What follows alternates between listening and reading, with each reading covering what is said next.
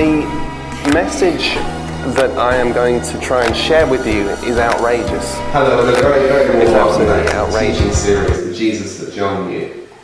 You know, we really are in mystery territory now, aren't we? And we saw last week that Jesus was talking to the disciples about saying that they have been chosen out of this world. And I was talking about what it would mean to be taken from the world and recognizing the fact that actually the reason why the world God hates them is because they're just not of this world, and there's no point trying to make yourself of this world when you've been taken from it, and that's an important point.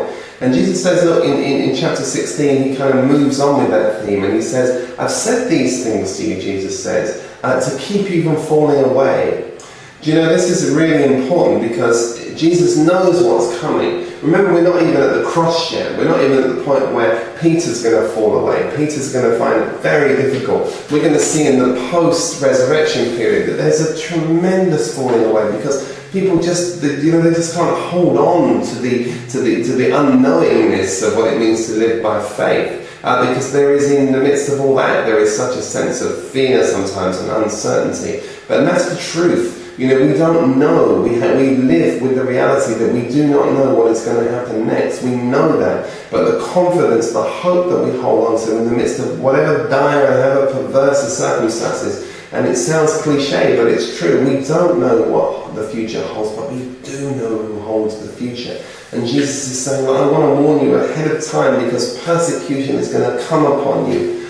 I can't tell you how important this is. If you preach grace, you will be persecuted. Paul tells you plain and simple in Galatians chapter 4 that the child of the bondwoman will always persecute the child of the free woman. And let me just say that persecution is going to come upon you, not from outside. No, that's not what the real problem is. The persecution is going to come upon you inside, from the church itself. Listen to Jesus' words. They will put you out of the synagogues. They're going to drive you out of the churches. Beloved, there are so many of us who have been put out of the churches. Isn't it true that you and I, probably ourselves, have been put out, driven out? And I'll tell you something, don't think that when you settle in a grace community, that's going to close it off for you, because I'm telling you, the grace communities are quick to become calloused and hardened to the nature of God's grace and the ever-expanding reality of what is in God, as indeed, I regret to say, are the institutional churches from which we've escaped. You know, I remember very, very well, it was Dr. Martin Lloyd-Jones, who used to be the minister at the Westminster Chapel here in London, who very famously said, if you preach grace and you're not accused of preaching license, then you're probably not preaching grace. Well, here's what I've discovered. If you preach the unconditional love of God and you're not accused of being a universalist, then the truth is you're not preaching the unconditional love of God. Because you see, the religious mind is such that it's so bound by the things that we were talking about being freed from last week when we spoke. And Jesus said, I'm telling you, they will put you out of the synagogues. Make no mistake about that. In fact, Jesus, let me be really clear about this. The hour is coming when whoever kills you will think he's offering a service to God. Can you believe that? He said, but don't worry, because, man, I haven't got a plan, Jesus is saying. He's not telling me that, but let me tell you, this is so interesting. They will put you out of the synagogues. Indeed, the hour is coming when whoever kills you will think he is doing a service to God. And by the way, when we get into the book of Acts, we're going to meet a man by the name of Saul of Tarsus, who, by killing Christians and driving believers out of the church, thinks he is doing a service to God. Wow. And we know that story, don't we? So just don't get tense, because God's got it all in hand.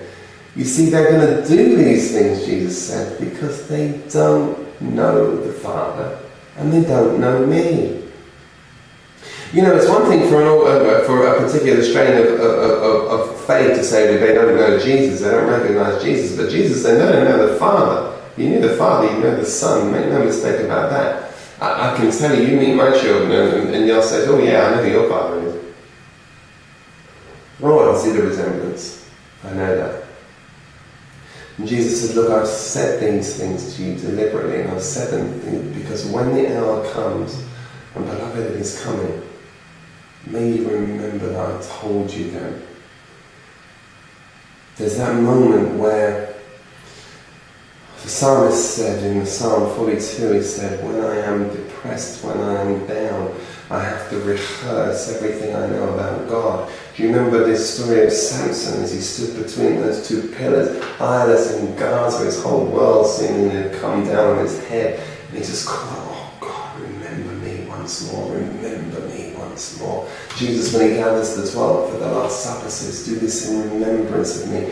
Remember, rejoin yourself to these truths. So don't be worried. Peter will write in his first or second epistle, I forget now, don't worry about this strange life, this fiery ordeal that seems to come upon us, being persecuted for righteousness. Don't worry about that. It's just the way it is. Because the religious world is at enmity with you. It cannot deal with you. The religious world hates Jesus, and because of that, it hates you.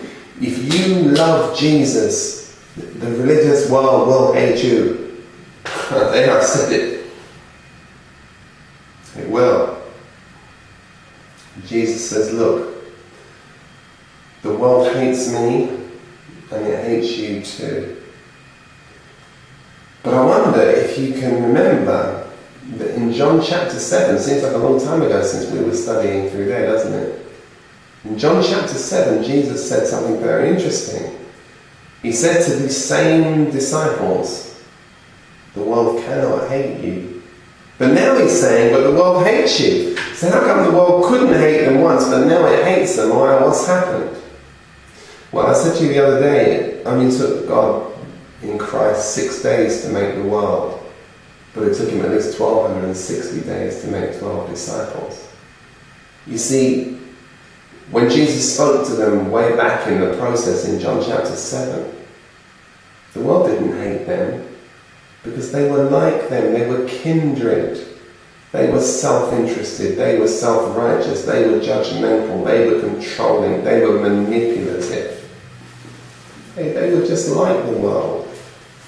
I listen to Paul when Paul writes, and it's such a heartbreaking lament when Paul is writing. And he says in one of his books, in Philippians, I think, he says about how he longs to send Timothy, because what does he say? Yes, I hope in the Lord to send Timothy to you soon, so that I may be cheered by news of you. For I have no one like him who will be genuinely concerned with your welfare.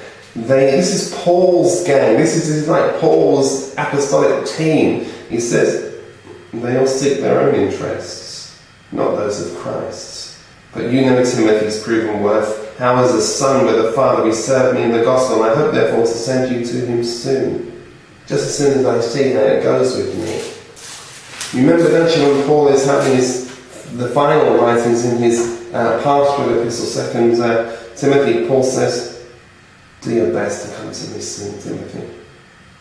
Demas, in love with this present world, has deserted me and gone to Thessalonica, and Crescens has gone to Galatia, and Titus to Dalmatia. Only Luke is with me. Get Mark and bring him with you, for he is useful to my ministry too. And Paul wraps this letter up and he says, please, come before winter. Because the world has kind of closed in on him. He's alone. And Jesus says, but no, the world hates you now. It hates you now because you're not only identified with Christ, you're identified as Christ's. But more, you're identified as Christ. And this persecution will come, and it will come on strong. And when we get across to the book of Acts, in Acts chapter 8, you're going to see how this thing is unleashed, and it comes in like a flood. We see the story of the stoning of Stephen, and we hear about Saul, the one that will become Paul, the apostle of freedom. But now he's Saul, this demented man of the law. It says, and Saul approved of his execution, and there arose in that day a great persecution against the church in Jerusalem, and they were scattered throughout the regions of Judea and Samaria, except the apostles. Devout men buried Stephen and made a great lamentation over him. But Saul was ravaging the church, and entered house after house. He dragged off men and women and committed them to prison. And Jesus is saying to the disciples, he's saying ahead of time, look, this is going to come because their works are evil. They are the fruit of the double tree. I didn't say these things to you in the beginning because I was with you. There was no need for me to say those things to you when we were kind of working this thing out. But now I'm going to him who sent me. And none of you asked where am I going. But because I've said these things, your hearts are filled with sorrow. Well, I understand that you're afraid. I get that. But don't be afraid.